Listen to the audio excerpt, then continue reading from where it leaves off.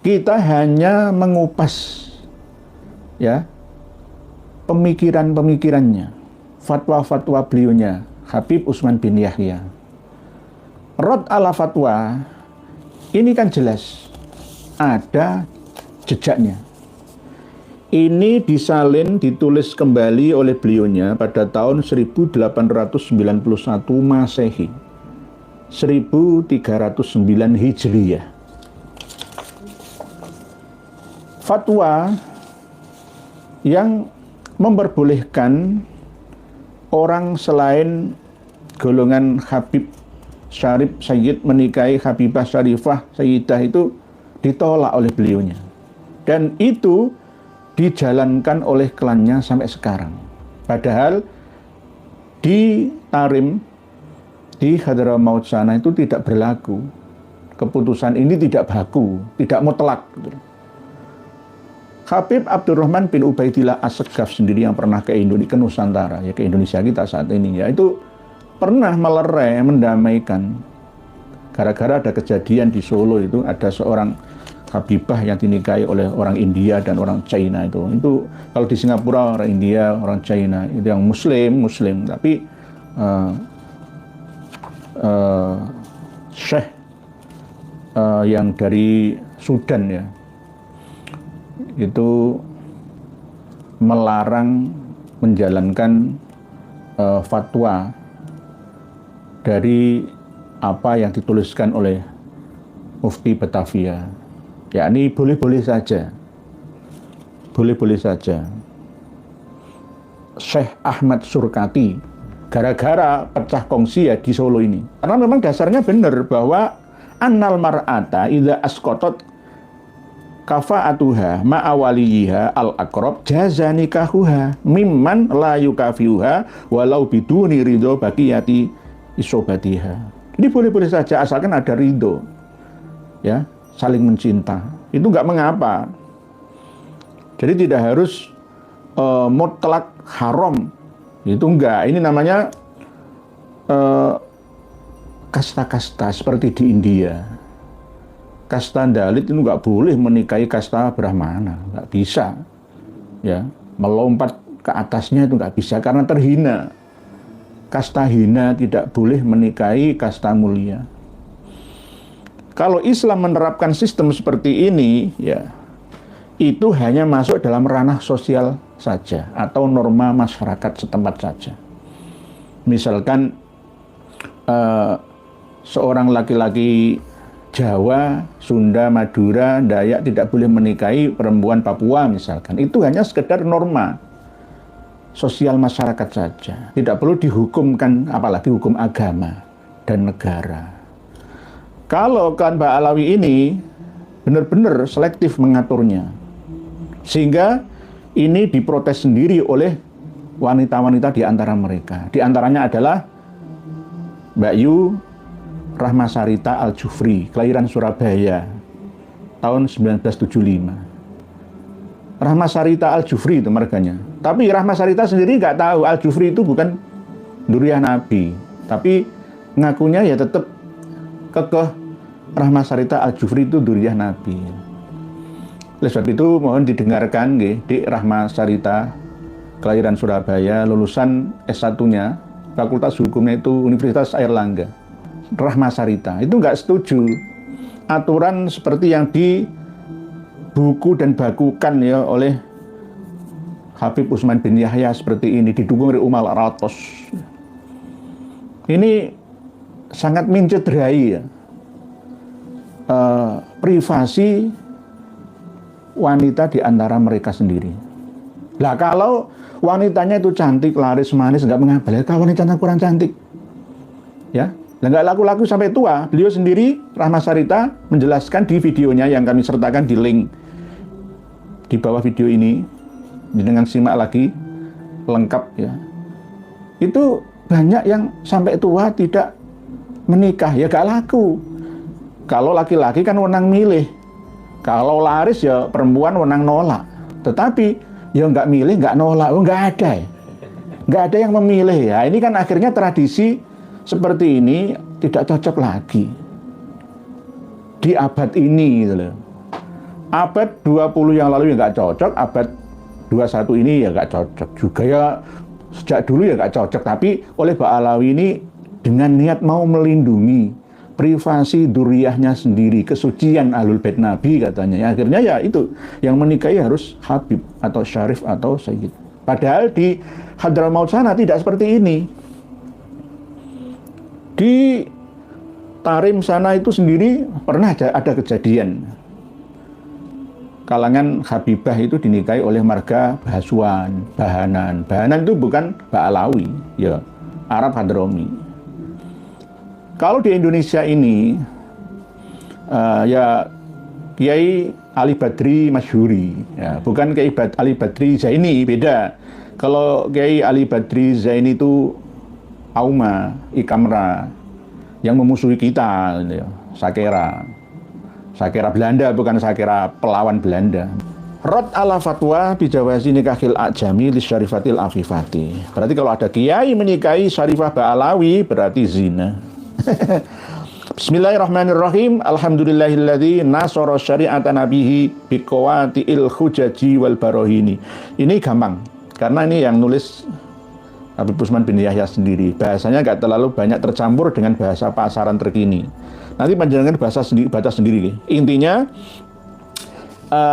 setelah muqaddimah, amma ba'du faqadib tulia fi hadzal zamani nasun mimman aradallahu khidlanahum. Faqadib ta'ala, ya faqadib ta'ala fi hadzal zamani nasun mimman aradallahu khidlanahum, atau faqadib tulia bima beni majhulkan.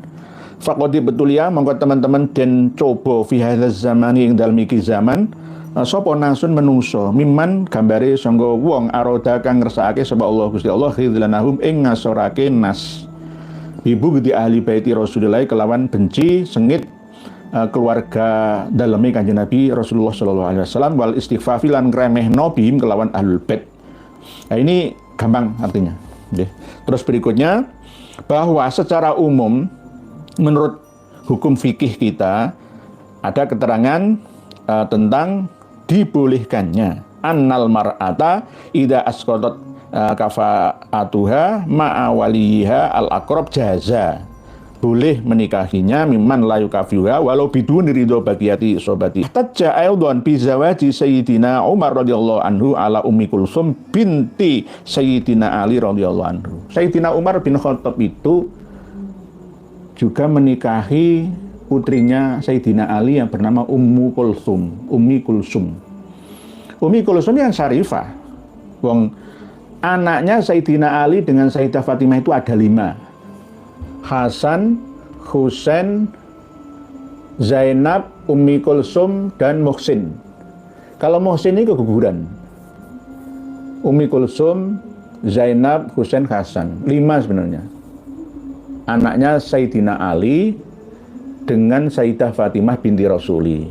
Hasan, Husain, Zainab, Ummi Kulsum, Muhsin. Yang Muhsin keguguran. Ummi Kulsum ini dinikahi oleh Sayyidina Umar. Jadi kalau orang Syiah itu menuduh Sayyidina Ali itu bermusuhan dengan Sayyidina Umar itu salah. Ini hanya sekedar fitnah.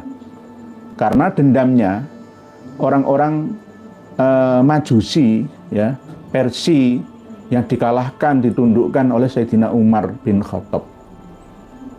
Akhirnya gabung wilayahnya menjadi wilayah Khalifah Islam pada waktu itu, sehingga balas dendam, ya, kaum-kaum Majusi itu sampai sekarang berkamuflase menjadi Syiah Imamiyah, Syiah gulat yang benar-benar radikal, ya, mengatakan bahwa Sayyidina Abu Bakar, Umar, bahkan Utsman itu dikata-katai dengan kata-kata yang tidak pas, ya, penuh dengan kandungan fitnah dan pemecah belah. Padahal Sayyidina Umar itu ya menikahi anaknya Sayyidina Ali sendiri. Bahkan keturunannya Sayyidina Ali itu ada yang bernama Umar al-Atrof. Kalau Sayyidina Ali benci dengan Sayyidina Umar, ya nggak usah ngasih nama Umar. Nah, ini kan nggak sesuai dengan fakta dan kenyataan. Itu saking bencinya, ya. Syiah itu kan nggak berpecah belah. Jadi Ada dalilnya. Kanjeng Nabi saja itu juga menikahkan kedua putrinya dengan Sayyidina Utsman bin Affan. Sayyidina Utsman bin Affan itu bukan Bani Hashim, tapi ya punjernya nanti ke Abdul Manaf, ya Quraisy sama, tapi bukan segolongan dengan Bani Hashim, Bani Muthalib, bukan. Sayyidina Affan dari dinasti Umayyah, sama dengan musuh bebuyutannya Imam Ali radhiyallahu an atau karamallahu wajhah. Jadi Muawiyah bin Abi Sufyan. Jadi dinasti Bani Umayyah. Sayyidina Utsman bin Affan itu. Yang pertama Ruqayyah binti Rasulillah. Ini sempat memiliki anak ya. Amr sama Abdullah. Tapi meninggal pada waktu masih kecil. Terus setelah Ruqayyah meninggal ya, pada waktu bebarengan dengan perang Badar, Sayyidina Utsman perang Badar tidak ikut ke medan perang karena istrinya sedang sakit. Ruqayyah ini meninggal, lalu dinikahkan lagi oleh Rasulullah, mendapatkan Ummi Kulsum binti Rasulullah. Jadi Dun Nurain yang memiliki dua cahaya, putri-putri Nabi kita. Nah, Sayyidina Rasulullah Shallallahu Alaihi Wasallam, Nabi kita itu ya menikahkan putri-putrinya, mendapatkan ya Sayyidina Utsman bin Affan yang bukan dari Bani Hashim. Begitu juga Sayyidina Ali yang menikahkan putrinya Ummi Kulsum, nanti namanya sama, Ummi Kulsum, dengan Sayyidina Umar bin Khattab. Nah, Sayyidina Umar bin Khattab itu istrinya ya banyak, ya ada 9 istrinya. Ya termasuk sudah tua, menikahnya yang masih muda ya, tujuannya untuk ngeraketno perseduluran. Ada yang mengatakan penafsiran ya dari Syiah ya itu ya beda-beda. Menurut Ahlussunnah standar ilmiah sesuai dengan ayaniyah, kenyataan. Tapi kalau menurut Syiah, itu bukan anaknya Imam Ali. Itu anaknya Asma. Ya, itu asli anaknya putrinya Abu Bakar As-Siddiq gitu.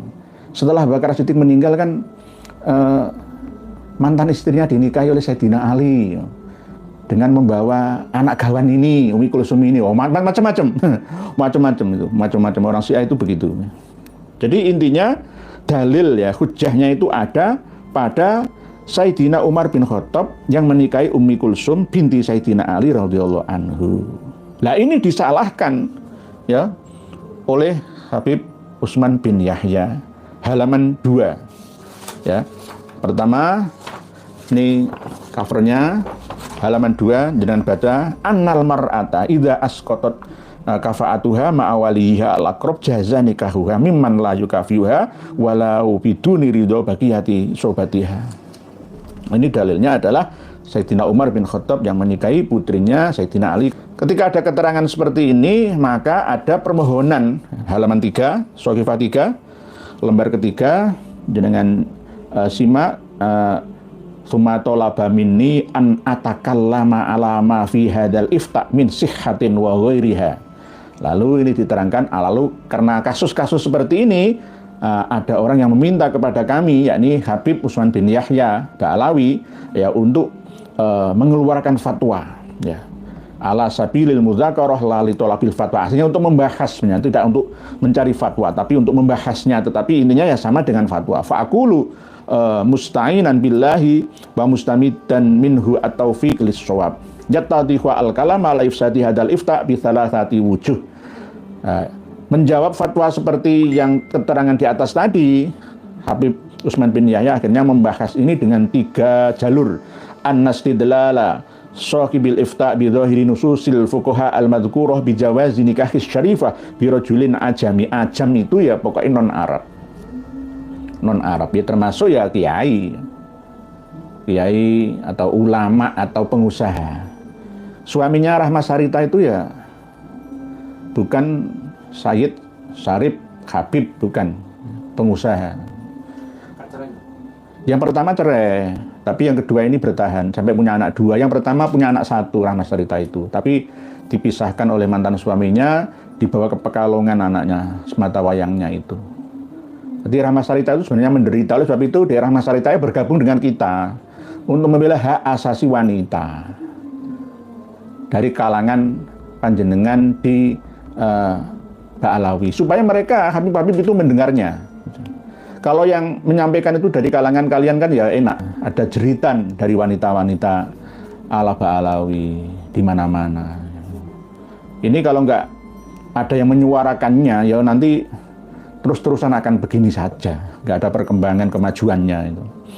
Ya ini, jadi ada 3 jalur dasar penolakan yang disampaikan oleh Habib Utsman bin Yahya yang dibela-bela oleh klan Ba'alawi sampai dibela lagi oleh Kang Mas Muhammad Rizik Syihab dengan membabi buta itu. Nah, ini lawang Habib itu bukan syarifah, bukan syarif, bukan sayyid. Jadi kalau menurut saya pengumuman boleh nikahi saja, nggak ada yang mengharamkan. Yang penting suka sama suka dan ada walinya. Nah, walinya kalau nggak rela, ya bawa lari saja. Yang penting masafatul qasri dengan nikah hakim. Ya tapi kalau bisa tetap dirayu saja. Oleh sebab itu harus disadarkan. Habaib ya laki-laki kan mestinya, ya bapak-bapaknya calon syarifah habibah itu ya harus sadar bahwa itu nggak ada hukum-hukum haram dinikahi oleh non Ba'alawi, non habib, non syarif, itu nggak ada itu. Nggak ada hukumnya, itu mengada-ada. Buatan internal mereka saja Ba'alawi itu. Jadi para habib semua lawan fatwa Habib Utsman bin Yahya ini. Nggak bener itu, nggak bener. Kanjeng Nabi nggak segitunya, Sayyidina Ali nggak sebegitunya, dinut sopo. Quran ya nggak menerangkan seperti itu. Ya. Dengan eksklusif, kok enake Habib itu yang telecek mengawini non syarifah alias wanita pribumi sebanyak-banyaknya.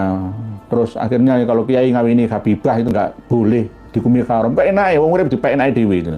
Pek menangi dhewe namanya itu. Pek menangi dewi. Ya kalau yang Habibahnya itu cantik menawan nggak masalah. Ini sih nggak begitu cantik itu nggak laku. Ya karena aslinya ya Habibah itu juga kepingin merdeka. Ya. Siapa yang bisa membebaskan ini? Itu. Kalau nggak kita, mau dari kalangan mereka ya eksklusif seperti itu, tertutup.